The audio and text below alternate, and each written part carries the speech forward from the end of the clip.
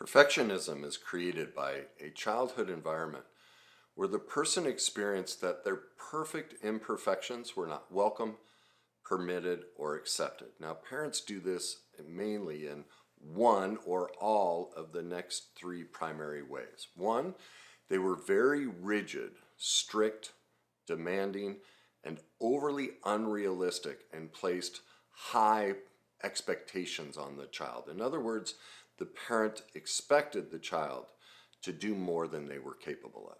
Number two, they were shamed by the parents. The parents were highly critical and directly or indirectly abusive to them. And finally, number three, there was too much praise. They were being spoiled, or they were their golden child. Now, I want to touch on this praise part first. We all, think it's great to praise our children, but there's a right and wrong way to do it. The wrong way is to constantly tell our child how wonderful and perfect they are. And here's why. The child needs to feel that within themselves. And so when a parent overly praises the child, it becomes an expectation, a burden to live up to. Of course, the parent is just trying to really express, I love you, I care about you, I want the best for you. But when we're constantly placing that overwhelming praise on a child, all of a sudden they go, wow, mom and dad expect me to be that way. I don't know if I can live up to that. Now, the right way to praise, or a way you might want to try, is to turn it into a question. So when they do something amazing that you normally would praise, try turn it around and go, how do you feel about yourself? What do you think of that? In other words, allow the child to express praise for themselves. Now, we all know this to be true. I can hear parents wanting to argue and go, but no, I need to praise my child. Well, let me ask you, what happens when somebody tells you how attractive you are or how great you are? Isn't it true that more often than not, you feel a sense of burden or shame or emptiness of, oh my God, I'm not that good. Or you just can't let it in that they see you as capable in this way. Well, think of that. You're an adult, 20, 40, 60, 80 years old, and you can't even let it in. Now think of a child who's developing and doesn't have all the skills and tools you've developed over your life. Now you can see that heaping all of that praise on our child can be overwhelming to them, and therefore, the best way to praise our child is to phrase it in a question so that they can learn to praise themselves. They can accept that. Otherwise, it feels like a burden that they then have to be perfect to live up to that praise. All right? Now, these three conditions create an identity that's based on exterior achievement and performance. It's basically an identity of doing and not being. That's at the heart of a perfectionist, is an identity of a doer, not a beer. They can't be a human being. They have to be a human doing. So that's a complete disconnection from self, because now the self is about the doer, just having inherent worth, just sitting in a chair. Doing absolutely nothing isn't enough. And so all of these three parenting styles result and create three consistent lacks, a feeling of lack in the perfectionist. One, a lack of control. Number two, a lack of identity. And number three, a lack of self-worth. Now I'm going to give you solutions to all of these here at the end, so make sure you stay tuned for that. So what you're looking at, what creates these three lacks, and I'm going to go into more detail about them, is the problem basically resides in the parent and the direct and indirect messages that they passed on. And the parent unknowingly, they don't recognize this. Almost all parents think they're placing these expectations on a child to make them the best, but it's in the way they go about it that's detrimental. And it's an expression of the parent and their own unhealed pain. The parent has an expectation that their child live to these standards, whether it be rigid, whether it be critical, or whether they be the perfect child who's just so amazing. The parent needs their child to do that. So do you see what the parent is doing is placing their own unhealed pain and expectations onto the child? That's the loss of control, because now my life is controlled by I have to meet my parents' unmet needs, which means I have to give up my identity. And if I have to give up my identity, that means my parents are directly or indirectly sending me the message that me being a child that doesn't do anything, just the mere fact that I was born isn't enough. And therefore, I have no worth unless I am perfect and I'm achieving and doing things. So basically, what the perfectionist has done is created a brilliant adaptive strategy to fix a problem that unfortunately they can't fix, because the problem is within the parent themselves. But the beautiful aspect of this coping strategy is it allows them to avoid the overwhelming feelings of powerlessness that they experience, because as a young child, whether they're being overly praised or criticized and shamed or abused, or the expectations are rigid and demanding or overly unrealistic, by focusing on this outward achievement and making that their strategy, it allows them not to experience the overwhelming powerlessness of the truth that their parents are abandoning them and placing responsibility on them to meet their unmet needs. The parent wants to be better at these things and wants to achieve these things, but instead of placing that responsibility on themselves, they heap praise or get rigid and controlling and shaming and expect their child to become that. Now, do most parents recognize this? Of course not. This is a typical parenting style. We would all call this normal and loving, because we are vastly undereducated on what healthy, loving parenting is. Not because we're bad people, but because it's only been in the last 50 years we've openly talked about this and really studied it. So everyone's just doing the best they can. I'm a firm believer that there's only a very small percentage of parents who consciously tried to hurt their children. Almost all perfect and perfect parenting just comes from a lack of knowledge and a lack of understanding and teaching. They don't know that their heart is to employ the best strategies for their child. They just haven't been educated on what that might be.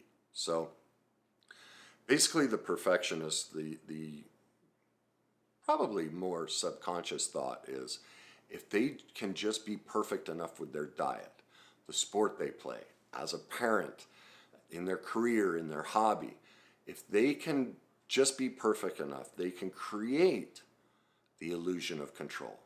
They can create an identity that's acceptable to not only them, but their parents, and therefore that all of those exterior pursuits and effort will create an interior self-worth. Unfortunately, even though it's a brilliant strategy to avoid all that pain, all it does is it creates and recreates the exact same feelings that they're attempting to avoid.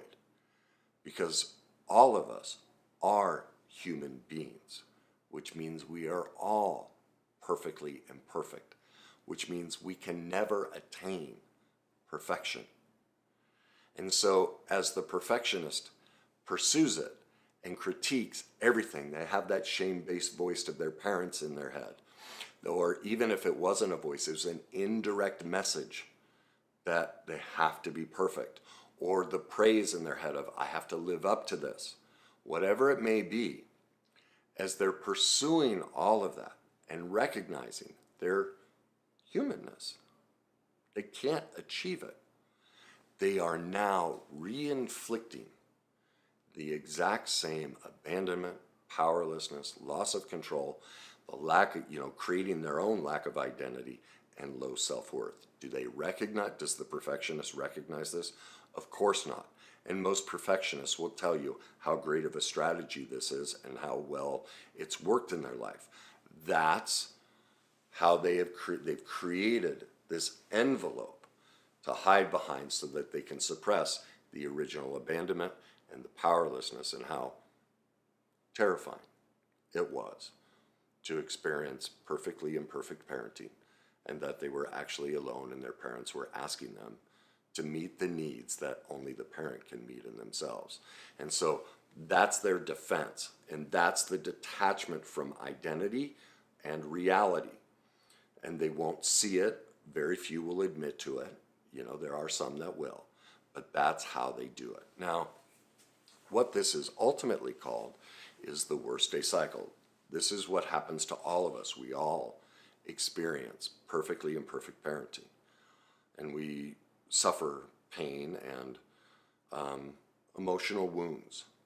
Now, because as a society we don't teach about this, people don't know that that's what happens, and that then as adults we recreate those exact same wounds against ourselves, either directly or indirectly, in an attempt to gain the original loss of identity, loss of power, and loss of worth.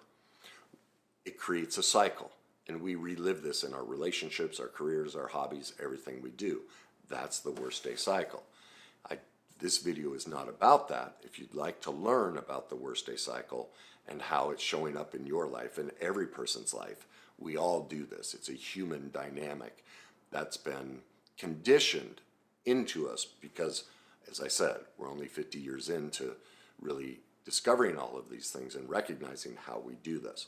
So if you want to learn about the worst day cycle, you want to start seeing how it shows up in your life and how to heal it, I'd suggest my book, Your Journey to Success. Okay, so what are the solutions for the lack of control, the lack of identity, and the lack of self-worth? Well, let's start with the lack of control. What is at the heart of this is basically severe fear. It's powerlessness. I mean, for those of you who've watched before, fear is one of three things: fear of rejection, fear of inadequacy. In other words, we don't think we have the skills, tools, or knowledge to do something. And so someone who's a perfectionist can't stand the thought that they can't do this perfect. That's inadequacy. I need to be perfect and develop all the skills and tools to do this. I need to know how to do this. All right. And then powerlessness, which is a lack of control. All right. So the first step, we're going to deal with just the powerlessness piece because that's the primary aspect. All perfectionism is about a lack of control. And so they're trying to control as much as possible, all right? And underneath that is powerlessness. So the first step is to ask ourselves, what can I control and what I can't control? Well, you can control your choices, your thoughts, feelings, and actions, and whether you choose to heal this or not. You do have control over that. What you don't have control over is that you're human, and that no matter how hard you try, more often than not, you will not be perfect. And that's grace, to accept that truth. So also what you can control is to accept the truth that your parents were just human too, and they did the best they could. And their intent was most likely to love and adore you, but because they were perfectly imperfect, they placed their unhealed emotional trauma into you. You can't control that.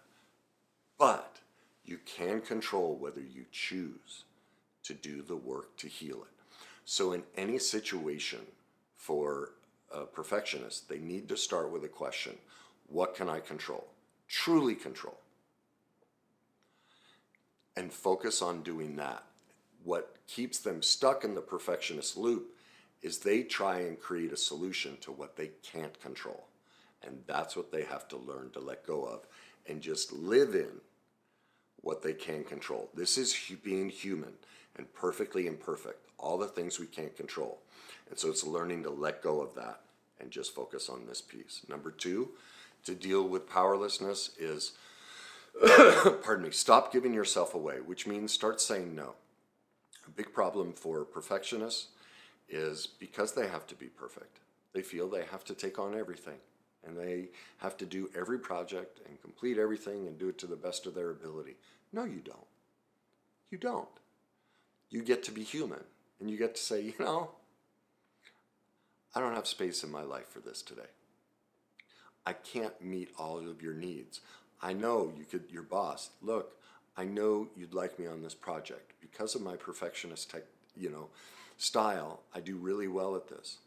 And I'd love to be able to do that for you, but you already have me as the lead on 3 other projects. I don't have space for it. I just can't meet your request.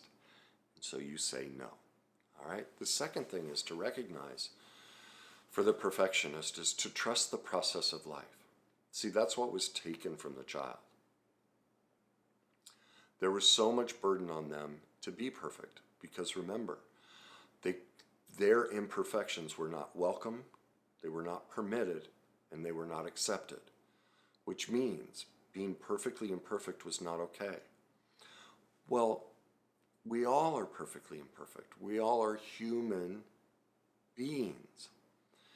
And so trusting the process of life means affording ourselves grace and forgiveness that we can't do it all, that we can't be perfect, and it's okay.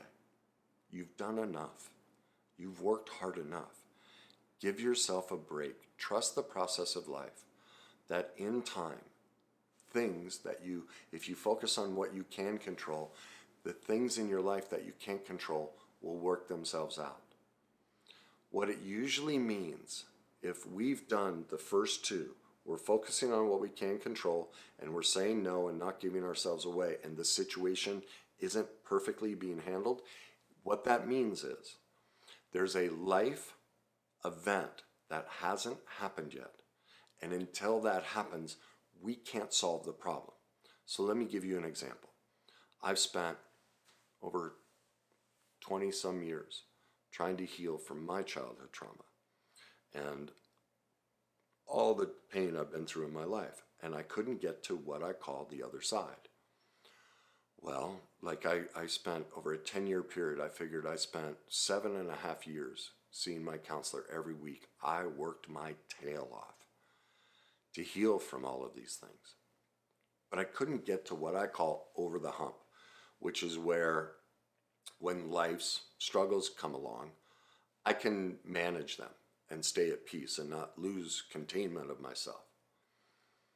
Well, it wasn't until my second divorce and the withdrawal from that and me contemplating taking my life where I recognized the one thing I'd never been willing to give up was control. I was holding on to my own style of trying to figure everything out before it happened. That was my defense mechanism. I adapted my own level of perfectionism. And I realized if I don't let that go, I can't live. But I can't live with the consequence of me taking my life and how that would affect my children. So my only option is to wake up each day not knowing what will happen. To wake up and walk into each situation knowing I have no control over it. Knowing that I can only focus on my side of the street. Knowing that my job is to assess a situation and make sure I don't give myself away. Make sure I say no. And the rest of it, I will trust the process of life. That life events will happen that will bring a new, better answer. Well, that's what got me to the other side. I let go. And that's how my book came about, how this career came about. I realized this is my gift. Like everything, all of a sudden, all of those things that I was trying to make perfect in my own way, just poof, went away, and truth came up. And everything got better. Everything worked itself out. So my point to you is this. Although I'd spent 20 years trying to heal, I needed the life experience of my second marriage to break me and force me to confront aspects of myself that I wasn't ready to face. I needed that life experience to happen for me to be able to let go. That's trusting the process of life. If you're stuck, whether it's perfectionism or any aspect of your life, and you're doing the work and it's not working, It means a life event hasn't happened. And this is where we give ourselves grace and give ourselves forgiveness. And so what allows me to navigate my life is that I now have the life experience to know that if things aren't working, it's okay. So there's some event going on in my life or that I don't see clearly yet or about to come into my life. And once that happens, it'll all work itself out. So I just let it all go. All right? That's how you deal for a perfectionist. That's how you deal with the lack of control. Now, how about the lack of identity? Because remember, we learned early on, it is not welcome, permitted, or accepted for us to be our authentic self. And so perfectionism is an adaptation. I want to talk about this. You'll see a lot of people or a lot of articles or things that talk about there's a genetic component. First of all of those studies, whether they're done with twins or whoever it might be, those studies are done with adults. Let that sink in. Genetic studies are primarily done on adults. Do you see what that means? It means they were nurtured in a certain way for 10, 12, 20, 30, 40 years before the study happened. They were trained, they experienced all of these life events. Whether they were separated at birth, none of it matters. It fascinates me that the scientific community ignores that fact that when they try and pin things on genetics so that we don't have to look at ourselves and see the part we've played in it, that they're robbing people of the actual solution. You cannot separate the nurturing from the outcome of those studies. They were all parented. They all experienced environments. And they're acting as though none of that ever happened. They're also ignoring all of the genetic research that overwhelmingly proves genes are activated by the environment they're placed in. We can be born with genes for many different things, addiction, cancer, all of these things. But unless we experience the right emotional environment, that gene won't turn on. We can also, by being placed in a different emotional environment, shut that gene off even after it's been activated. And so I want you to recognize that the people that keep trying to throw DNA and gene stuff at you, please update your information. Please read Biology Belief by Dr. Bruce Lipton. Do Dr. Gabor Mate, all of his books. Educate yourself on how genetics work. And because here's the problem. When people place everything at the feet of genetics, what they don't recognize is they're placing themselves in a life where they will never have control. They will always be powerless. They are choosing a life of purgatory where they can never claim their identity because it's always the responsibility of genes. Nothing I can do. And the research shows overwhelmingly none of that's true. And science conveniently, almost always ignores the nurturing aspect of any of their genetic studies. So when it comes to identity, how do we recover from this? Well, that requires us completely,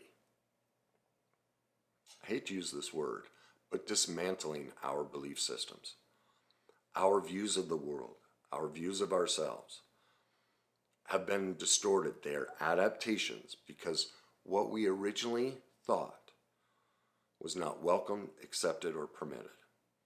And so we must sit down and do the work to ask ourselves what truly are our morals and values, our needs and wants, our negotiables and non-negotiables. Everyone thinks they know what they are, but they don't. I'm talking in every area of your life. Are your political beliefs really yours? Or are they just what you saw and what your parents believed? Or did you pick the opposite, which doesn't mean it's actually yours. It's just to be in opposition, which means you're still under their thumb. You might believe with them.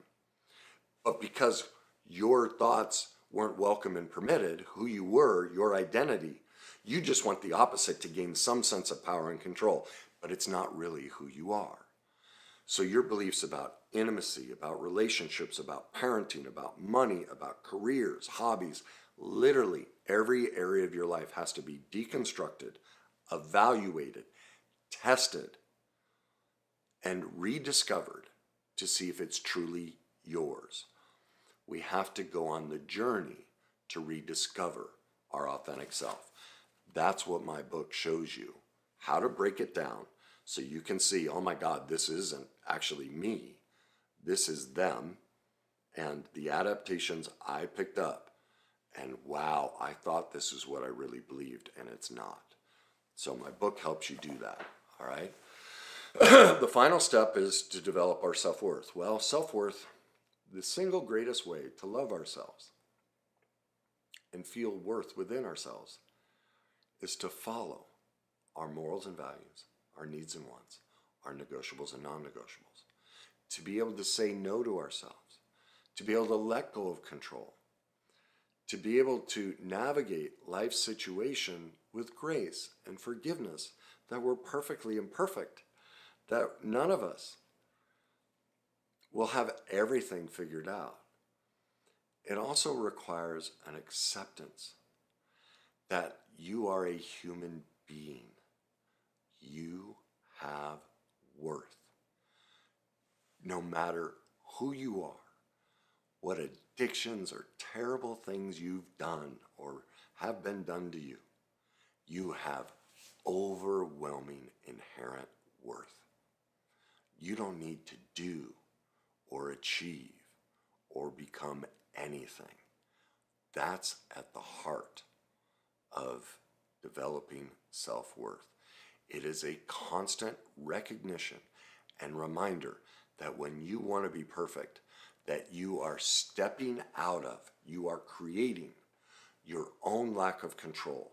You are making yourself powerlessness. You are choosing to give up your own identity. You are actually self-rejecting when you're trying to be perfect. And therefore, you are not recognizing the truth that you have worth no matter what, even if you so-called fail or do nothing. It is a complete embodiment and acceptance of that truth. It is the ultimate forgiveness of our humanness and how perfectly imperfect all of us are. Now, to achieve all of those things, you will not get it by watching my videos or other people's videos. This process, unfortunately, the internet has created, and social media, people try and do their healing journey through 15-second TikTok videos or 30-second YouTube shorts and think that if I watch enough of those, I'll heal. Well, you're going to learn some things and you're going to gain some improvement, but you're not going to do this. All of this requires work. Remember, I spent 20 years doing work, and I still do all this work. I haven't stopped. It never stops. This requires a commitment to basically going to school, putting ourselves. How are we going to find our identity unless we sit and do the work? Well, that's why I developed the full process to heal from all of these dynamics, to reclaim our authentic self, to heal the pain from the past and become the true, authentic human being, greatest version of myself. All of these solutions, the full process for you to overcome the powerlessness in your life, for you to find your identity and develop your self-worth, is my set of 9 masterclasses, my complete emotional mastery method. It walks you from start to finish so you can discover all of these. One, how the trauma was created in you, how you keep reliving it against yourself, what you need to do to stop it and give the trauma back so it's no longer yours, so that you can develop true empowerment and less self-defeating mechanisms that sabotage you and don't work, and find your identity, which ultimately allows you to discover what your morals and values are, your needs and wants are, your negotiables and non-negotiables, and then teaches you the process to live in them so that you can have the self-worth that you deserve and that is inherent in you. There is nothing you've done to lose your worth. I don't care how despicable it is. We never, ever lose our worth. Even your parents, none of us. It is an inherent aspect of being human that we all have worth, no matter what. All right? So, just to recap, 3 things create the perfectionist. It's one of 3 parenting styles, either rigid, strict, demanding, or overly unrealistic and high expectations were placed on the child. Number 2, they were ashamed, criticized, and or directly or indirectly experienced abusive parenting. Number 3, they received too much praise, or they were spoiled, they were the golden child. So it placed this overwhelming burden that they had to live up to. Those experiences in childhood created lack in 3 areas: a lack of control, a lack of identity, a lack of self-worth. Now, to recover from all of that requires a lack of control, requires powerlessness recovery, which is learning the difference between what I can control, what I can't control. Learning to stop giving ourselves away and say no, and learning to trust the process of life.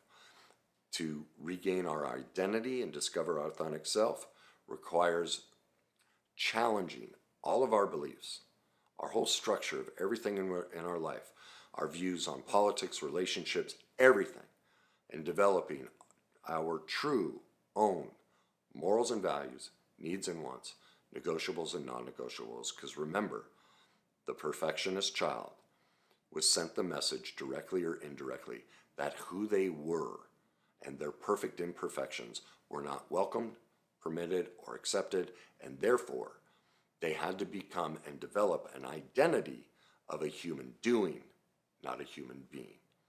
And finally, to gain their self-worth, there's only one way to do that. Well, two things are required. Living in our morals and values, needs and wants, negotiables and non-negotiables. In other words, not living against ourselves, and welcoming and permitting and accepting our perfect imperfections. That no matter what you've done or what you feel or think about yourself, at all times you have worth.